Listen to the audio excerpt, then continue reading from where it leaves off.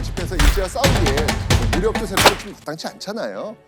그래서 안중근은 일제를 몰아내기 위해서 실력을 갖춘 인재들을 양성해야 되겠다. 이런 다짐을 한 것이죠.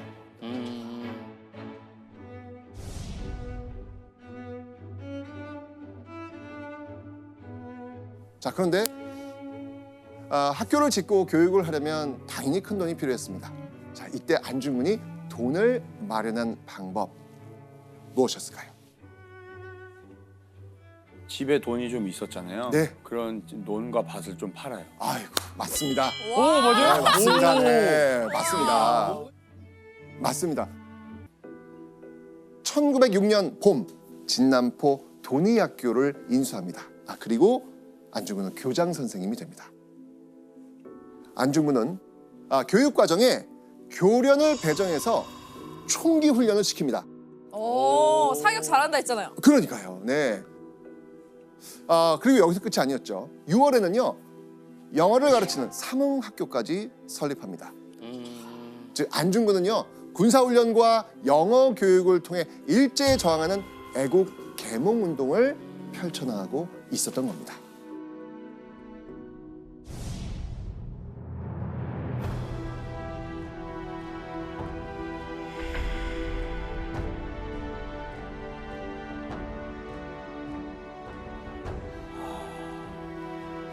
자, 그렇게 약 1년 넘게 교육을 통한 항일운동에 앞장섰던 안중근. 근데 이 안중근이 어느 날 갑자기 교장을 관두고 학교를 떠나겠다고 합니다. 관두고 학교를 떠나는. 뭐 이렇게 만든 건데. 그렇죠. 네.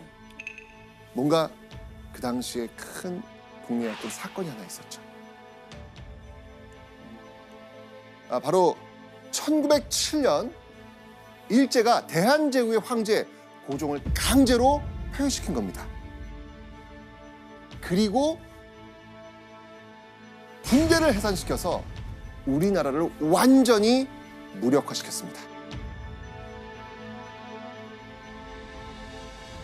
자, 지금까지 우리가 지켜봤던 행동파 안중근, 이런 모습 보면서 가만히 있었을까요? 가만히 못 있죠. 그렇죠.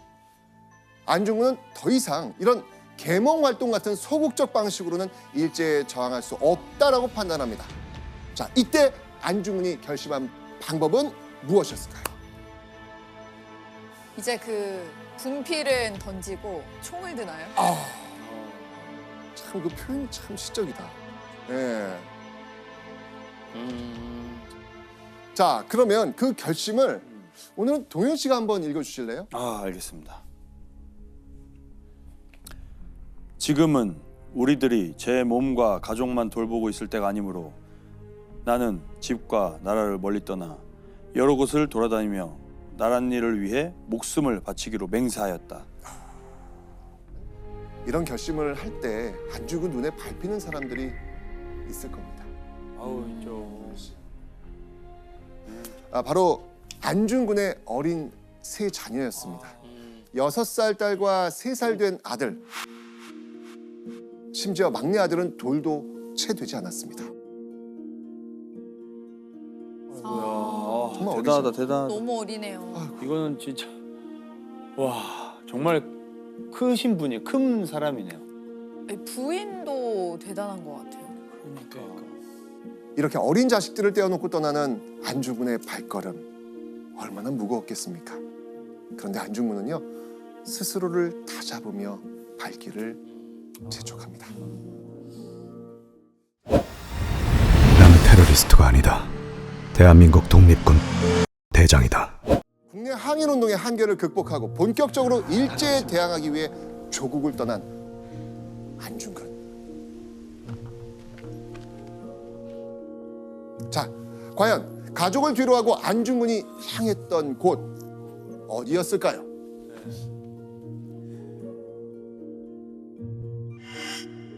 어디입니까 여기? 블라디보스토크. 맞습니다. 기반조차 없는 낯선 땅 연해주에서 안중근이 가장 먼저 했던 일은 무엇이었을까요? 바로 일제에 맞서 함께 싸울 사람들을 모으는 일이었습니다. 근데 이제 해외에서 있을까요? 그때도 찾기가 없었는데. 되게 어려웠을 것 같은데. 쉽지 않죠.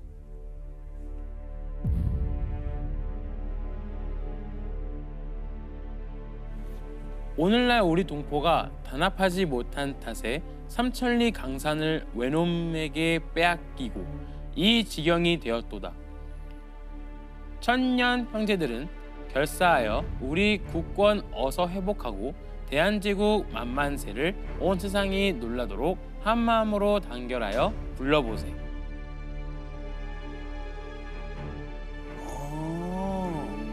어떤 내용? 신문에다가 이렇게 낸 거예요? 그렇죠. 그러니까 뜻을 함께할 사람들을 구한다라는 거네요. 맞습니다. 안중근의 절절한 심경이 담긴 글에 감명을 받았는지 연해주 동포들이 하나둘 모여들기 시작합니다. 자, 그렇게 1908년 4월 안중근은요, 기존의 연해주에 자리 잡고 있던 인사들과 연합해서 드디어 항일 의군 부대를 조직합니다.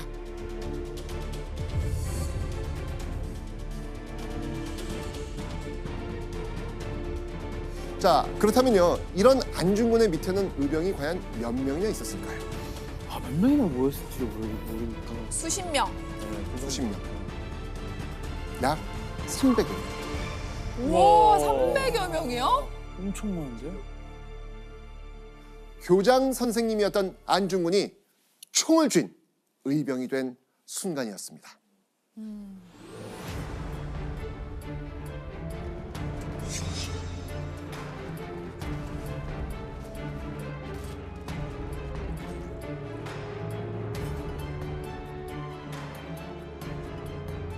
함경북도 홍이동 그리고 신화산에서 잇따라 승리를 거둡니다.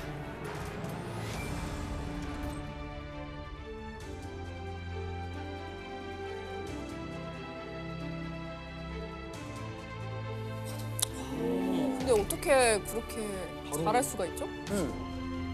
사실 이 마주친 일본군이 소규모로 움직이고 있었던 데다가 이 안중근 의병 부대가 기습적으로 공격했기 때문에 가능한 승리. 하여튼 뭐 이런 의병 활동에 있어서는 늘 게릴라 작전 이런 게 굉장히 중요하잖아요. 네. 이런 게 굉장히 유효했던 겁니다. 그들은요 곧이어 영산에서 세 번째 전투를 벌이게 됩니다. 자, 이곳 영산 안중근 의병 부대 결과는 어떻게 했을까요? 이어서 승리. 참패를 당합니다. 참패를 당합니다. 얼마나 처참한 패배였냐면요. 300여 명 중 20여 명만이 겨우 생존할 정도입니다. 20명만요? 너무 많이 네. 잃었는데요? 그렇죠.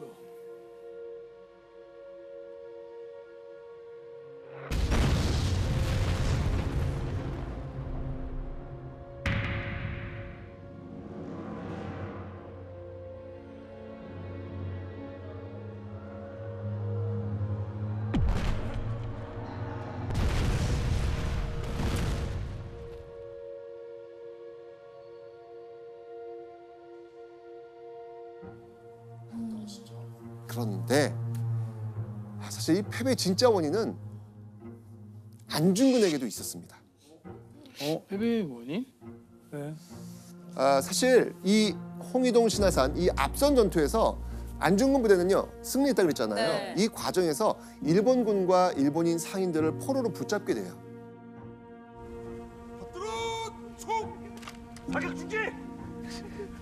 이때 안중근이 이렇게 대답을 합니다.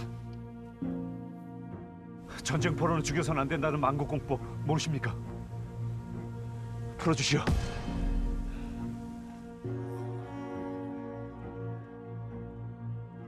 자, 이 국제법에 따르면요 전쟁 중에 사로잡은 포로 어떻게 해야 된다?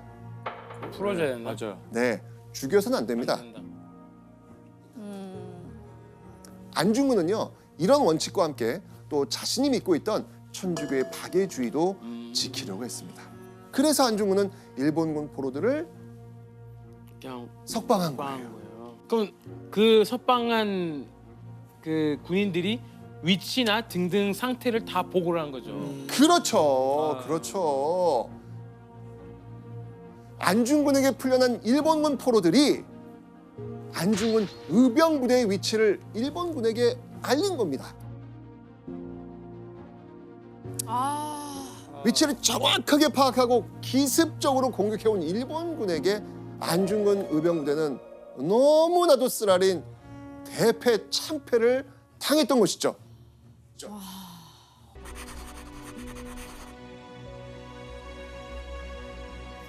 그런데요, 안중근은요, 이 한 번의 패전에 언제까지 좌절하고 있지 않았습니다. 안중근은요, 포기하지 않습니다. 안중근은 연해주 일대를 돌아다니면서 다시 한번 동포들을 설득합니다. 그렇게 끝까지 포기하지 않은 결과 안중근은 그와 뜻을 함께하는 11명의 동료를 가까스로 모을 수 있었습니다. 11명. 11명. 많이 줄었네요. 그래도. 네. 하지만 그 11명 갖고도 네. 할 수 있다라고 판단한 네, 거예요. 네, 네. 자, 그렇게 1909년 2월 7일 안중근은 동료 한 명 한 명과 눈을 맞추며 입을 엽니다. 이렇게 이야기하죠. 우리는 지금까지 아무 일도 이루지 못했습니다.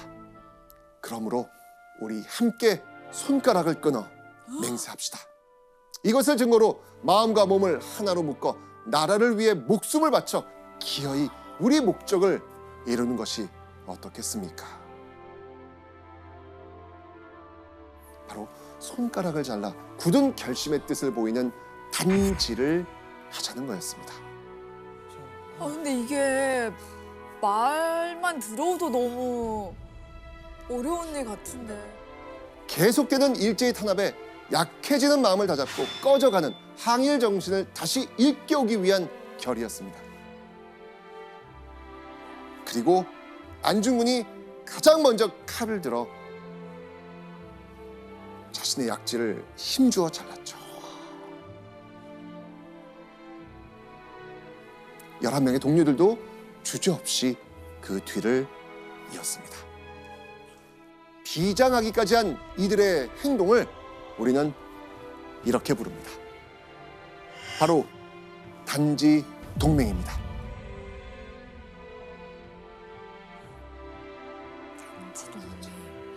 이 참 한국에서 제일 그 유명한 그 이 손이죠, 손바닥. 그러니까요. 정말 여러분들은 아마 화면에 보이는 이 손바닥 도장 많이 보셨을 그렇죠. 겁니다. 보기만 해도 바로 그냥 안중근. 그렇죠. 사실은 저게 단지동맹은 단순히 손가락을 잘랐다라는 데 초점을 두는지 말고 의병투쟁으로 기존의 의병투쟁의 방식으로 항일운동을 지속할 수 없는 이 상황에서의 뭔가 새로운 활로를 모색하는 안중근이 새로운 뭔가를 모색하는 전환점이구나. 이 시점이 그렇게 이해하는 게 저 동맹의 취지를 적절하게 이해한다고 봅니다. 그러니까요. 자, 그런데요. 안중근은요. 동지 한 사람 한 사람의 그 잘린 손가락에서 피를 모아가지고 붓에 묻힌 다음 이런 글을 태극기에 남깁니다. 보시죠.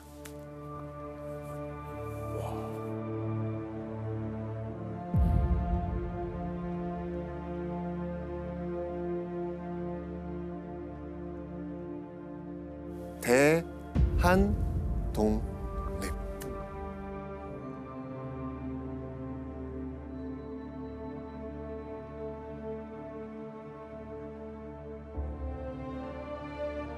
그런 느껴지네요. 피를 모아서 했다라는 것 자체가 그러니까 이제는 더 이상 물러날 곳이 없다라는 거를 의지를 다진 것 같아요.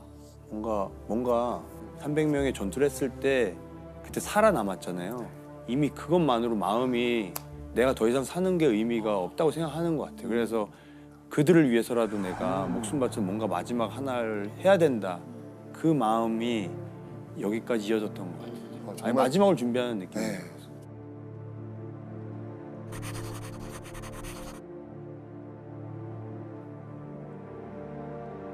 안중근을 비롯한 12명의 애국지사가 결연한 의지를 다진 후 1909년 10월 드디어 안중근에게 그 의지를 실현할 수 있는 기회가 찾아오게 됩니다.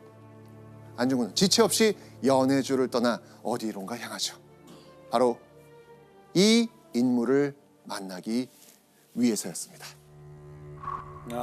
드디어 나옵니다. 드디어 나옵니다. 이토 히로부미.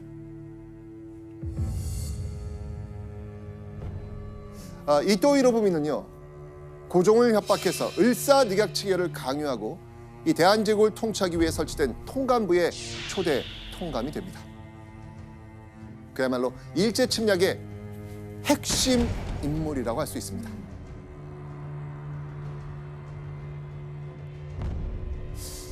자, 그런데 당시 일본에 있던 이 이토 히로부미가 며칠 내로 이곳에 방문한다는 소식이 신문에 실린 겁니다. 자, 그리고 그 신문을 본 안중근 역시 그 장소로 출발하죠. 안중근이 이토 히로부미를 만나기 위해 향한 곳은 어디였을까요? 우리가 처음에 본 하얼빈역. 맞습니다. 여러분이 알고 있는 그 장소역입니다.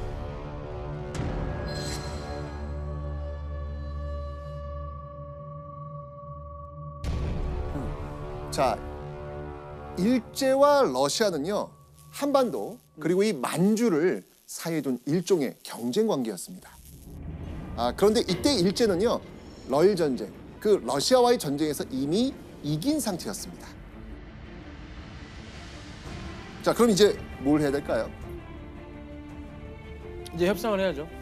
땅을 얼마나 가지고 그런 거. 그렇죠. 일제는 자신들의 그 세력권 안에 확실히 대한제국을 넣기 위해서 러시아와 외교 협상을 하려고 했습니다.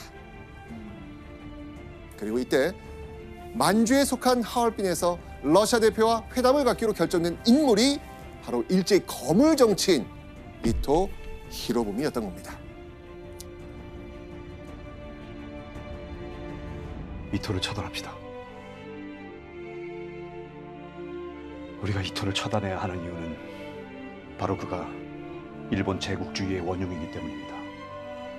이토를 처단하지 않고서는 결코 대한제국과 동양의 평화를 이룰 수 없을 것입니다.